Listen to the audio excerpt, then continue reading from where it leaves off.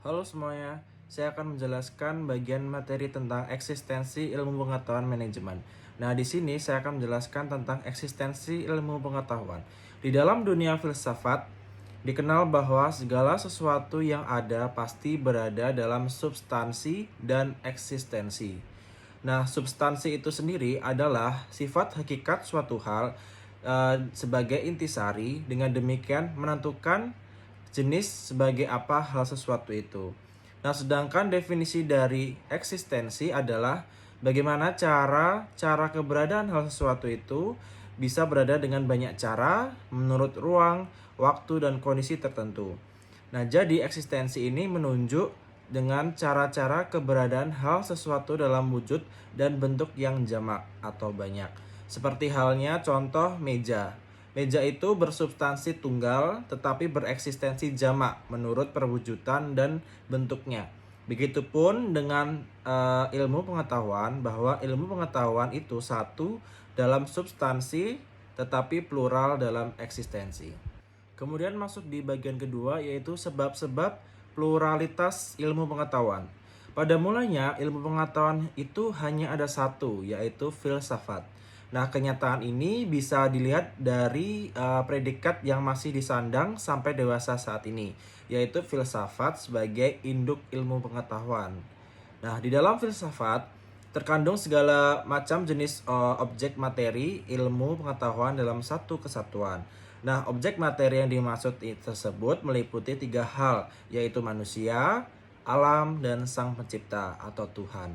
Nah, ketiganya berada di dalam suatu keterhubungan mutlak, tidak bisa dipisah-pisahkan. Jadi jelaslah bahwa pada mulanya ilmu pengetahuan itu berpangkal dari satu kebenaran, yaitu kebenaran universal mengenai segala sesuatu yang ada. Nah, bagi manusia, kebenaran universal adalah merupakan suatu kebutuhan yang amat berguna untuk memperluas pandangan atau wawasan yang kemudian dapat membentuk suatu pandangan hidup atau filsafat hidup. Dengan filsafat hidup, berarti manusia dapat memahami arti dirinya sendiri atau substansi. Selanjutnya, berdasar pada pemahaman atas dirinya itu, manusia dengan demikian dapat menempatkan keberadaannya atau eksistensinya secara tepat dalam hubungan yang dengan alam di dalam menjalani hidup dan kehidupannya. Nah, di sini kebenaran mengenai kecenderungan pluralitas ilmu pengetahuan tersebut dapat disimpulkan dengan beberapa cara. Yang pertama, dapat ditinjau dari segi manusia sebagai pendukung ilmu pengetahuan itu sendiri.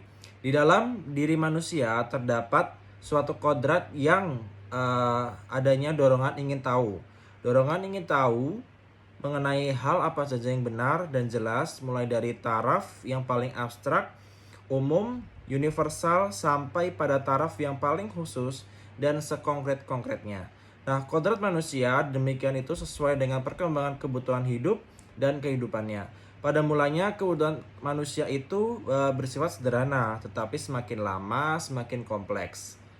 Kemudian yang kedua, berkaitan dengan kodrat ingin tahu manusia, perkembangan ilmu pengetahuan dapat ditinjau dari jenis, bentuk, dan sifat objek materi ilmu pengetahuan.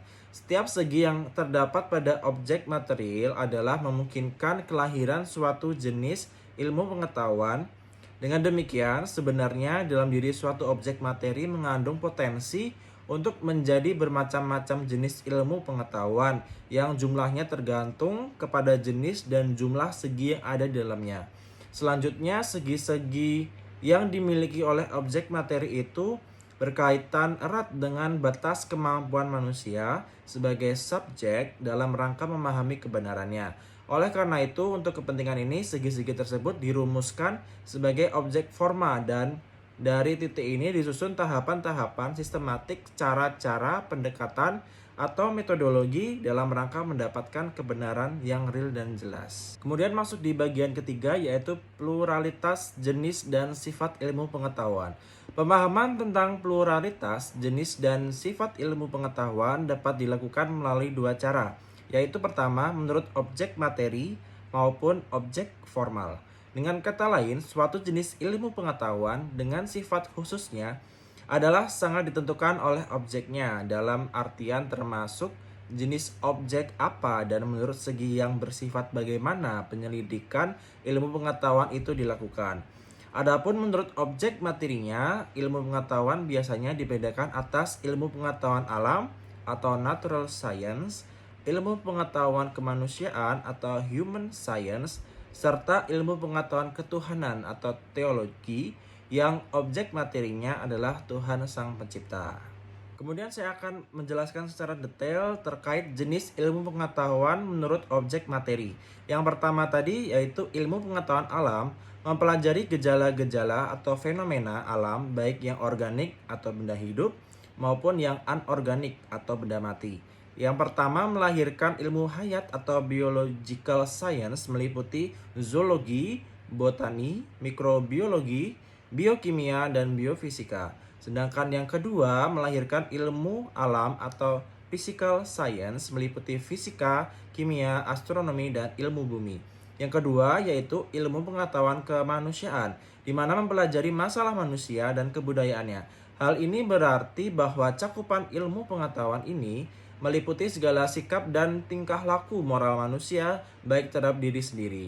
Kemudian yang ketiga yaitu adalah ilmu pengetahuan sosial atau social science yang secara khusus berkaitan dengan taraf kehidupan sosial atau tingkah laku manusia dalam kehidupan bersama. Jenis ilmu pengetahuan ini menitik beratkan pada objek kajian yaitu kehidupan manusia dalam berbagai perwujudan dan keadaan serta kepentingan sosial manusia. Ketiga komponen ini selanjutnya menjadi basis perkembangan ilmu pengetahuan sosial lainnya seperti politik dan komunikasi. Kemudian yang terakhir, ilmu pengetahuan ketuhanan atau teologi sering disebut sebagai ilmu pengetahuan keagamaan, mempelajari Tuhan sebagai causa prima, keberadaan dunia, kehidupan manusia, dan alam semesta menurut ajaran agama masing-masing. Keempat jenis ilmu pengetahuan itu masing-masing berada di dalam substansinya sendiri-sendiri, yang pasti berbeda-beda. Adapun perbedaannya itu adalah memang merupakan bawaan kodrat dari jenis dan sifat objek materi masing-masing. Selain itu, juga ditentukan oleh jenis dan sifat objek formal dan sudut pandang yang berbeda-beda. Kemudian masuk ke materi terakhir yaitu ke arah kesatuan ilmu pengetahuan. Sejauh manapun pluralitas ilmu pengetahuan berkembang, ternyata tetap terikat oleh dua faktor, sehingga pluralitas itu tetap di dalam suatu entitas yang utuh sebagai ilmu pengetahuan, yaitu ada faktor pertama adalah manusia sebagai pendukung atau subjek ilmu pengetahuan. Bagaimanapun pluralitas dan perbedaan ilmu pengetahuan adalah tetap dari manusia, oleh manusia, dan untuk kepentingan manusia dalam rangka memenuhi kebutuhan hidup dan kehidupannya. Ternyata semuanya itu bermuara pada kepentingan manusia dalam usahanya mempertahankan dan mengembangkan kehidupan untuk mencapai tujuan kebahagiaan.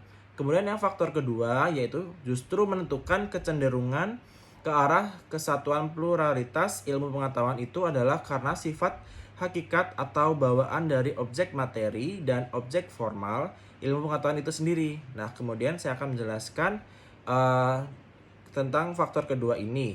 Yang pertama, menurut objek materinya, ilmu pengetahuan itu cenderung menjadi plural, tetapi sesungguhnya pluralitas itu tetap di dalam satu keterikatan yang bulat dan utuh di dalam eksistensi objek materi. Nah, kemudian yang kedua, menurut objek formal, pluralitas ilmu pengetahuan itu justru semakin jelas menunjukkan keterikatannya dalam satu kesatuan. Sebenarnya secara epistemologis, pluralitas ilmu pengetahuan itu semuanya berada dalam satu sasaran, yaitu untuk mencapai kebenaran objektif dari objek materi. Kemudian yang ketiga, menurut metodenya, secara epistemologis, pluralitas ilmu pengetahuan yang ditentukan oleh baik objek materi dan objek formal selanjutnya diperkuat lagi dengan penggunaan metode ilmiah yang berbeda-beda dalam jenis, bentuk, dan sifatnya. Kemudian yang keempat, dari segi sistem, namun pada dasarnya hanya ada dua sistem pokok, yaitu sistem terbuka dan sistem tertutup. Yang pertama pada umumnya berlaku pada ilmu pengetahuan yang bersifat kualitatif seperti humaniora, sosial, dan keagamaan. Kemudian sedangkan yang kedua amat populer di kalangan ilmu pengetahuan kuantitatif seperti pada kelompok ilmu pengetahuan alam. Nah, ilmu pengetahuan yang tergolong ke dalam ilmu sosial, humaniora, dan keagamaan mempunyai objek materi berupa sesuatu yang spiritual. Namun ketika ilmu pengetahuan itu memerlukan definisi, postulat, atau dalil, maka ilmu-ilmu ini harus mengubah sistemnya menjadi tertutup. Dengan demikian berarti bahwa ilmu pengetahuan humaniora, sosial, dan keagamaan sudah berada di dalam kesatuannya dengan ilmu pengetahuan humaniora, sosial, dan keagamaan. Sebaliknya, karena bawaan objek materi yang fisis, maka ilmu pengetahuan alam lebih berada pada sistem tertutup.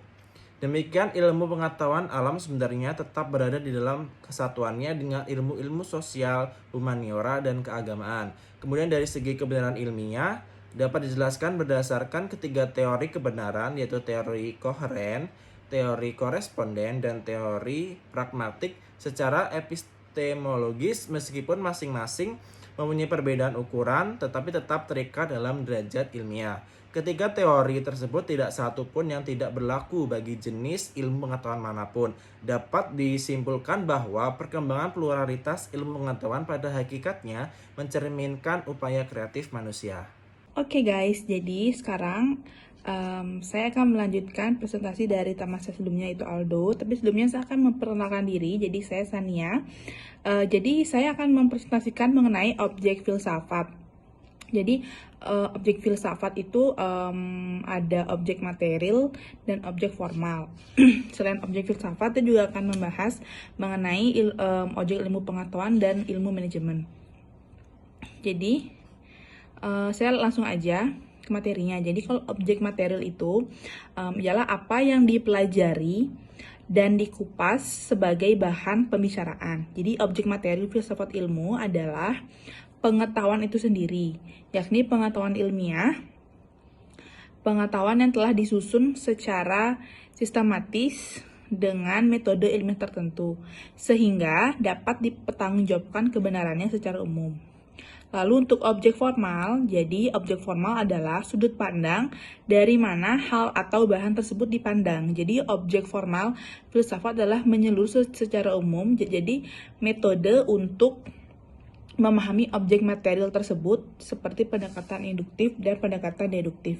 Lalu ada objek ilmu pengetahuan. Jadi objek ilmu pengetahuan itu juga ada dua, sama seperti yang tadi sebelumnya. Ada objek material dan objek formal. Jadi untuk contohnya yang objek material, jadi secara kualitatif itu meliputi banyak ras, suku bangsa, jenis kelamin, dan lain sebagainya. Jadi manusianya itu sebagai objek material. Jadi secara kualitatif juga meliputi kepribadian, ciri khas, karakter, individualitasnya yang selanjutnya menjadi kompleks dalam setiap perilaku hidupnya. Jadi contoh tersebut menunjukkan bahwa objek material memiliki segi yang jumlahnya tidak terhitung, sedangkan kemampuan manusia, akal pikiran, bersifat tidak terbatas. Lalu untuk di objek formal, jadi secara keseluruhan manusia memiliki aspek-aspek kejiwaan, keragaan, keindividuan, dan kesosialan, serta kemakhluk Tuhan. Jadi masing-masing aspek merupakan kemungkinan munculnya pluralitas jenis, sifat, dan bentuk ilmu pengetahuan tentang manusia yang berbeda-beda. Lalu, berbagai macam ilmu pengetahuan khusus manusia seperti psikologi, antropologi, sosiologi, teologi, dan sebagainya. Akibatnya pengetahuan tentang manusia yang tadinya umum universal menjadi khusus, rinci. Nah, yang terakhir saya bahas yaitu mengenai objek material dan objek formal ilmu manajemen. Jadi, untuk di objek formal ilmu manajemen itu adalah manusia, jadi beberapa orang atau kelompok. Kalau untuk di objek formal, itu ilmu manajemen adalah usaha, aktivitas, mengatur, dan memimpin kerjasama, dan orang-orang untuk mencapai tujuan bersama. Jadi intinya, objek formal dan objek material ilmu manajemen dapat diamati dan diteliti di dalam 4 objek kajian ilmu manajemen, yaitu ada 4P. Perencanaan, pengorganisasian, penggerakan, dan pengawasan. Baik, sekian presentasi dari saya. Presentasi selanjutnya akan dilanjutkan oleh teman saya. Terima kasih. Saya Joni Santika Di sini saya akan melanjutkan presentasi dari kelompok saya. Selanjutnya ada metode ilmu manajemen. Nah, menurut etimologi, metode berasal dari bahasa Yunani yaitu meta dan hodos yang berarti sepanjang dan jalan. Jadi dapat diartikan metode adalah satu ilmu tentang cara atau langkah-langkah yang ditempuh dalam suatu disiplin tertentu untuk mencapai tujuan tertentu. Menurut istilah metodologi, berasal dari bahasa Yunani yaitu metodos dan logos, berarti cara, kiat, dan seluk-beluk yang berkaitan dengan upaya menyelesaikan sesuatu, sementara logos berarti ilmu pengetahuan, cakrawala, dan wawasan. Dengan demikian, metodologi adalah metode atau cara yang berlaku dalam kajian penelitian. Metodologi adalah masalah yang sangat penting dalam sejarah pertumbuhan ilmu. Loesafi mendefinisikan metodologi sebagai bidang penelitian ilmiah yang berhubungan dengan pembahasan tentang metode-metode yang digunakan dalam kajian fenomena alam dan manusia. Atau dengan kata lain, metodologi adalah bidang penelitian ilmiah yang membenarkan, mendeskripsikan, dan menjelaskan aturan-aturan, prosedur-prosedur sebagai metode ilmiah. Selanjutnya, ada unsur-unsur metodologi. Sebagaimana yang telah dirumuskan oleh Anton Becker dan Ahmad Zubair dalam buku Metodologi Penelitian Filsafat tahun 1994, antara lain sebagai berikut. Yang pertama ada interpretasi, induksi dan deduksi, koherensi intern, holistis, historis, deskripsi, analogikal, heuristika, komparasi, dan idealisasi. Nah, metodologi adalah pengkajian mengenai model atau bentuk metode-metode aturan yang harus dipakai dalam kegiatan ilmu pengetahuan. Jika dibandingkan antara metode dan metodologi, maka metodologi lebih bersifat umum dan metode lebih bersifat khusus. Metode ilmiah yang digunakan mempunyai latar belakang yaitu pengetahuan. Dengan adanya latar belakang yang demikian itu, maka metode ilmiah juga cenderung bermacam-macam, tergantung kepada watak, bahan, atau problem yang diselidiki. Di antaranya beberapa jenis metode observasi adalah yang paling sedikit dipakai untuk jenis ilmu pengetahuan apapun. Dengan metode observasi, pengamatan yang tepat dan objektif adalah mutlak dalam ilmu pengetahuan. Dengan metode ilmiah akan diperoleh pengetahuan yang kebenarannya dapat diandalkan. Sebab metode ilmiah menuntut urutan kerja yang objektif, sistematik, dan rasional. Metode ilmiah sendiri harus berdasarkan fakta, bebas dari prasangka, mengembangkan analisa, menghasilkan solusi untuk menyelesaikan masalah, dan menghasilkan keputusan yang objektif. Yang demikian itu, maka metode ilmiah juga cenderung bermacam-macam, tergantung kepada watak, bahan, atau problem yang diselidiki. Di antaranya beberapa jenis metode observasi adalah yang paling sedikit dipakai untuk jenis ilmu pengetahuan apapun. Dengan metode observasi, pengamatan yang tepat dan objektif adalah mutlak dalam ilmu pengetahuan. Dengan metode ilmiah akan diperoleh pengetahuan yang kebenarannya dapat diandalkan. Sebab metode ilmiah menuntut urutan kerja yang objektif, sistematik, dan rasional. Metode ilmiah sendiri harus berdasarkan fakta, bebas dari prasangka, mengembangkan analisa, menghasilkan solusi untuk menyelesaikan masalah, dan menghasilkan keputusan yang objektif. Dan selanjutnya ada susunan dari ilmu pengetahuan. Adapun munculnya ilmu pengetahuan secara filosofi dapat digambarkan dengan adanya struktur ilmu pengetahuan itu sendiri, yaitu yang pertama berdasarkan fakta dan konsep, generalisasi, proporsi, definisi, dan paradigma. Struktur ilmu pengetahuan di atas terbentuk dengan diawali oleh common sense yang kemudian diolah dengan kaidah dan metode ilmiah serta berlandaskan ontologi, epistemologi, dan aksiologi sehingga menjadikannya sebagai filsafat ilmu manajemen. Nah, sekian dari presentasi saya. Selanjutnya mungkin dilanjutkan oleh teman saya. Terima kasih.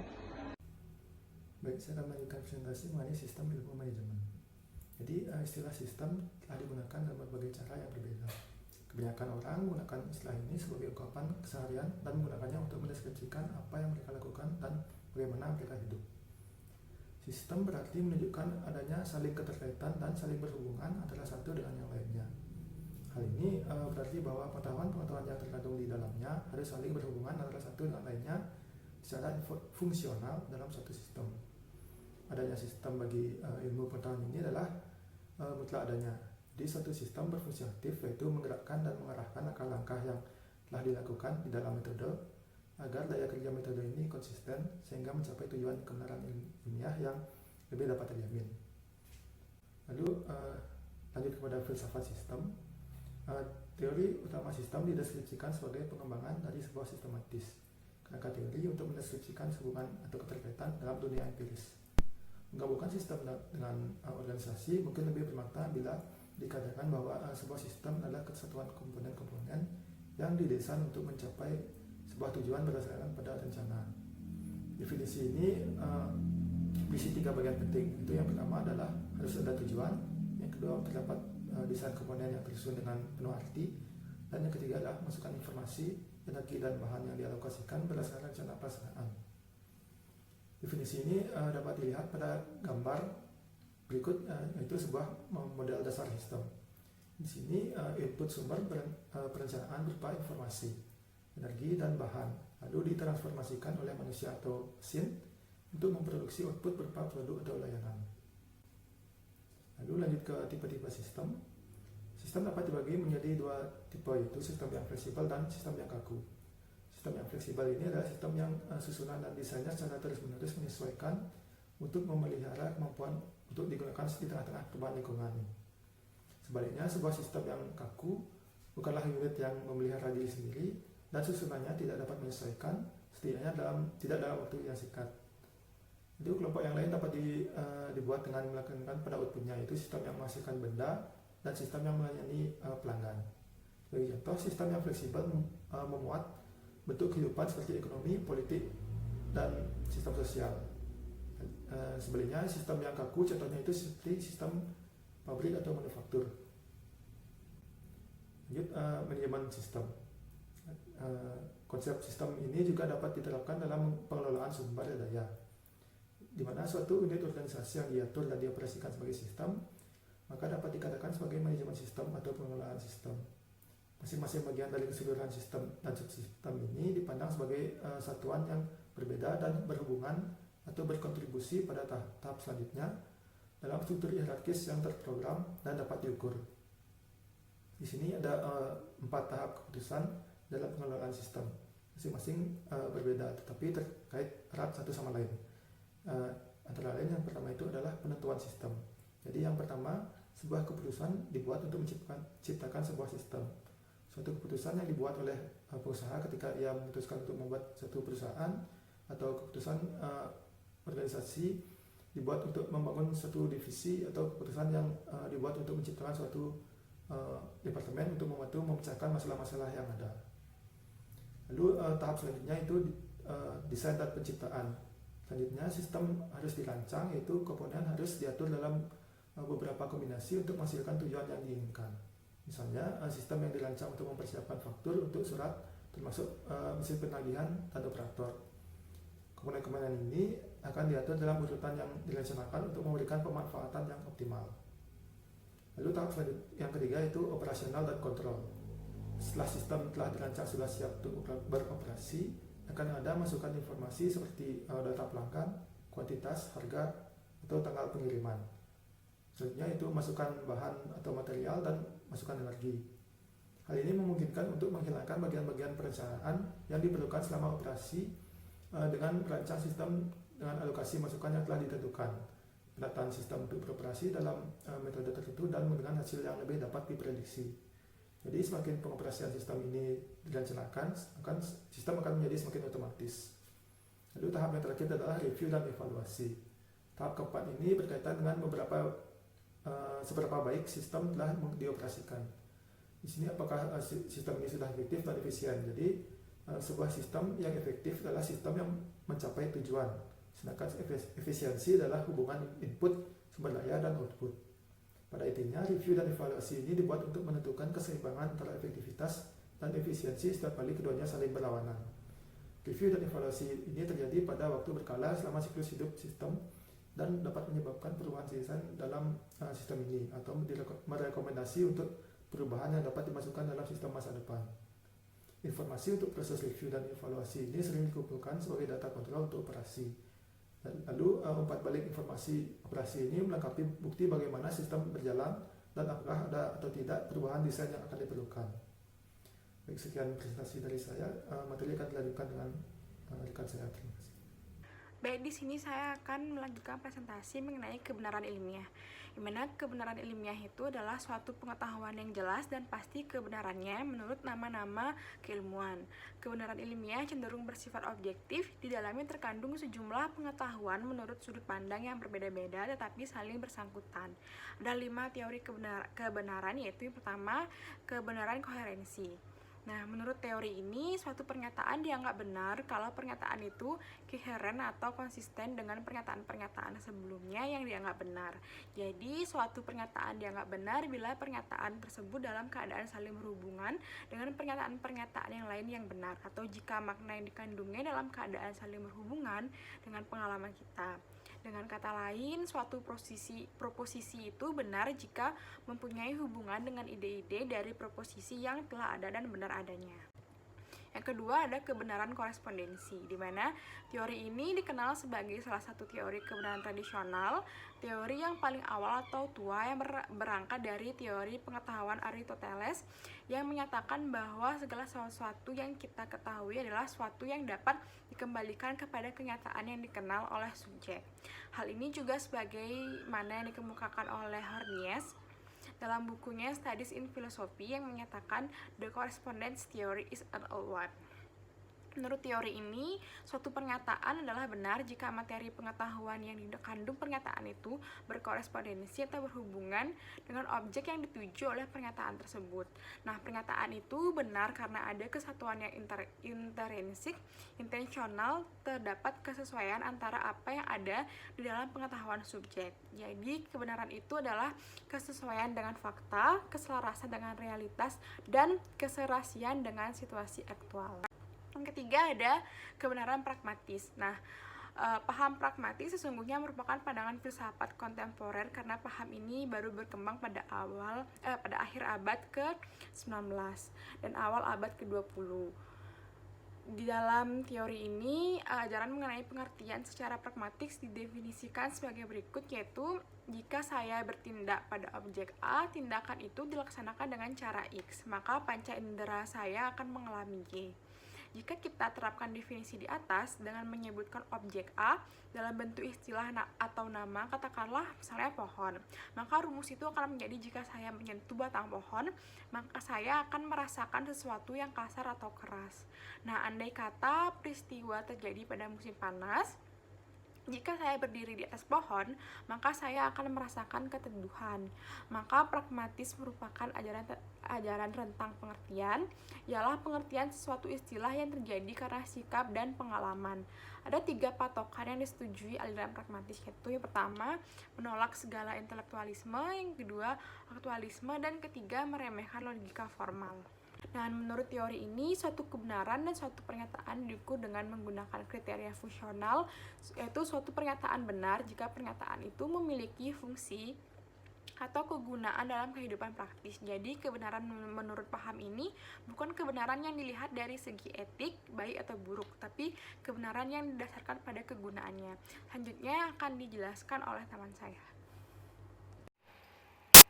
Baik, di sini saya akan menjelaskan tentang teori performatif. Nah, teori ini dianut oleh filosof Franz Reims dan Johann Nortin dan Victor Stausson.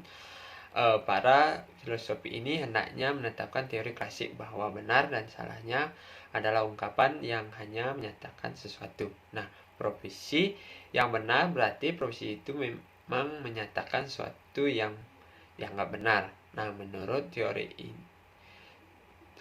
ini suatu pernyataan yang dianggap benar jika ia menciptakan realitas. Jadi, pernyataan yang benar bukanlah pernyataan yang dianggap realitas, tetapi justru dengan pernyataan ini terciptanya realitas sebagaimana yang diungkapkan dalam pernyataan itu. Sederhananya, teori kebenaran formatif adalah mereka yang melawan teori klasik bahwa benar dan salahnya adalah ungkapan deskriptif. jika suatu pernyataan benar kalau ia menerapkan realitas teori kebenaran. Nah, menurut teori ini, suatu pernyataan benar bukanlah kualitas atau sifat sesuatu, tetapi sebuah tindakan performatif. Nah, untuk menyatakan suatu itu benar, maka cukuplah melakukan tindakan konsensi, persetujuan, menerima, membenarkan terhadap gagasan yang telah dinyatakan. Nah, dengan demikian, tindakan formatif tidak berhubungan dengan deskriptif benar atau salah dari sebuah keadaan faktual. Jadi, suatu itu dianggap benar jika memang dapat diaktualisasi dalam tindakan. Baik, untuk selanjutnya kebenaran profesif. Nah, suatu pernyataan disebut benar apabila suatu dengan bersyarat material, suatu profesi bukanlah pada syarat formal posisi. Nah, dalam sumber lainnya ada juga menambahkan dengan bentuk kebenaran lainnya yang disebut dengan kebenaran sintaksis. Nah, kebenaran sintaksis adalah kebenaran yang mengacu pada keterangan sintaksis atau gramatika yang dipakai oleh suatu pernyataan atau tatanan bahasa yang melekat. Nah, dalam pahaman kebenaran sintaksis ini, suatu pernyataan dianggap benar apabila profesi itu tidak mengikuti syarat atau keluar dari hal yang disyaratkan, maka profesi tersebut tidak memiliki arti. Nah, jadi kebenaran berbagai kemukan di atas memiliki makna yang beragam dan kompleks, sehingga dalam memaknai kebenaran itu akan sangat tergantung pada situasi dan kondisi yang melestarikan pengalaman, kemampuan, dan usia, mengaruhi kepemimpinan episterno tertentu kebenaran. Nah, sehingga wajar kalau A.M. Pranaka 1987 dalam Susanto 2016 kemudian mengelompokkan mengelompokkan kebenaran ini ke dalam 3 jenis. Yang pertama yaitu kebenaran epistemologikal, adalah pengertian kebenaran berhubungan dengan pengetahuan manusia.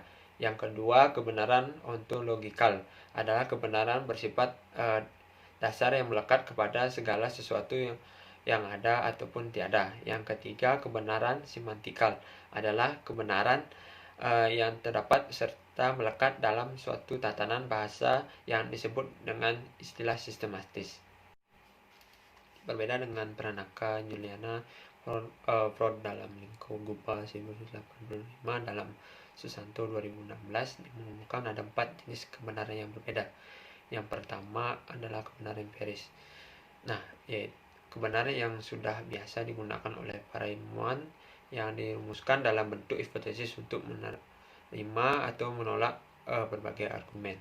Nah, yang kedua, kebenaran logis, yaitu kebenaran yang masuk akal yang dapat diterima oleh orang banyak, di mana kebenaran tersebut merupakan pernyataan hipotesis yang secara logis sistematis sejalan dengan pernyataan lainnya yang diketahui oleh berbagai suatu kebenaran. Yang ketiga, kebenaran etis, adalah kebenaran yang diukur dengan standar nilai atau norma tertentu. Jadi seorang dianggap etis jika yang dinyatakan kebenaran tersebut berbagai suatu ukuran pelaksanaan yang bersifat moral atau profesional. Nah, yang keempat, kebenaran metafis, yang merupakan kebenaran yang sesuai dengan kepercayaan dasar. Kebenaran ini merupakan kepercayaan yang harus diterima sebagaimana adanya kebenaran ini tidak dapat dibuktikan dengan tidak benaran, karena kebenaran ini menghadiri batasan akhir yang berbeda dengan segala yang teruji. Nah, selanjutnya berkaitan dengan bentuk yang jenis kebenaran bagaimana disebutkan di atas, juga perlu diketahui bahwa ukuran kebenaran dalam filsafat bersifat logis, tidak empiris atau logis. Maka ukuran kebenaran adalah logis tidaknya pengetahuan itu. Bila logis, maka dia pandangannya benar, dan bila tidak logis maka salah. Sementara itu dalam ilmu bersifat logis empiris. Nah, dalam gambaran tersebut terlihat jelas bahwa logis dan tidaknya teori filsafat akan terlihat pada argumen yang menghasilkan kesimpulan atau teori tersebut. Oleh karena itu, fungsi argumen sangat penting, sama pentingnya fungsi pada ilmu pengetahuan, karena argumen menjadi salah satu kesatuan dengan kalkulasi. Kalkulasi itu yang disebut dengan teori filsafat. Berbobot kebenaran teori fungsi justru terletak pada kekuatan argumen bukan pada kehebatan konklusinya.